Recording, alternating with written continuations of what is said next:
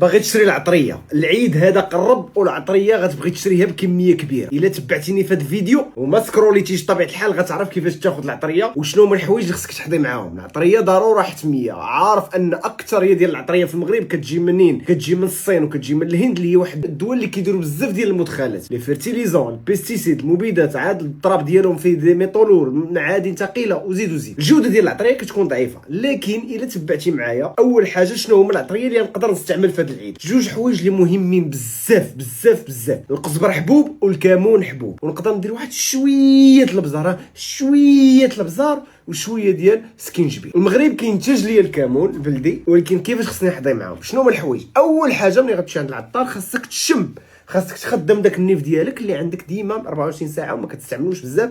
هاد الايامات خصك تستعملو. اول حاجه غتمشي عند الحبوب، ما تاخذش العطريه مطحونه. العطريه من الافضل انك تانفستي في واحد الطحانه وتحل العطريه عندك، لانها غتبقى ريحتها زوينه وغتستافد منها اكثر وغتكون مجهده ومزيانه. اضافه لانك منين كتاخذ العطريه مطحونه ما كتعرفش ديك العطريه واش تنقات، ما كتعرفش ديك العطريه واش تغسلات.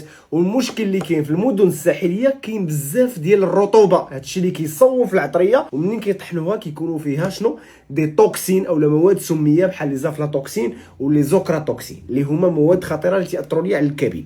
النقطه الثانيه اللي خصني ندوي عليها، حاول تحكها بيدك بحال هكا وشم، يلا عطاتك ريحه مزيان عرفها راها جديده وما قديماش. وديما ديما ديما نسول العطار منين خديتي هاد العطريه، كي دايره وهذا، وسير لواحد النقط للاسواق الكبرى، لا عند العطاره اللي موثوقين اللي كتثق فيهم وعندهم جوده مزيانه ديال العطريه. النقطه اللي خصني نحضي معها عاوتاني، اكثريه ديال العطريه في المغرب كتكون فيها الغبره والناس ما كيغسلوهاش، اولا الحجر اولا العواد. وبالتالي فمن الافضل خذ العطريه ديالك ونقيها في دارك، عاد طحنها عندك اللي باش تستافد منها مزيان. حاول تبعد من داك العطريه اللي ما معروفاش، حاول تنقص من القرفه لان الجوده ديالها ناقصه. الخرقوم، وواحد الخرقوم اكثر يولاو كيستعملوا فيه ملون كيميائي بحال الطرطرازين اللي دواو عليه بزاف، ما زوين ما والو، خايب بزاف. سكينجبير حتى هو حاول تاكد من شي سكينجبير جيد، لكن ركز لي على جوج اللي مهمين في هذا العيد هذا: القزبر حبوب والكمون حبوب. غيعاونوك انك تهضم مزيان، يعاونوك انك الجهاز الهضمي يكون ديالك مرتاح، لاننا كنزربوا عليه بكميه ديال اللحوم بزاف وبالتالي ما كيفهم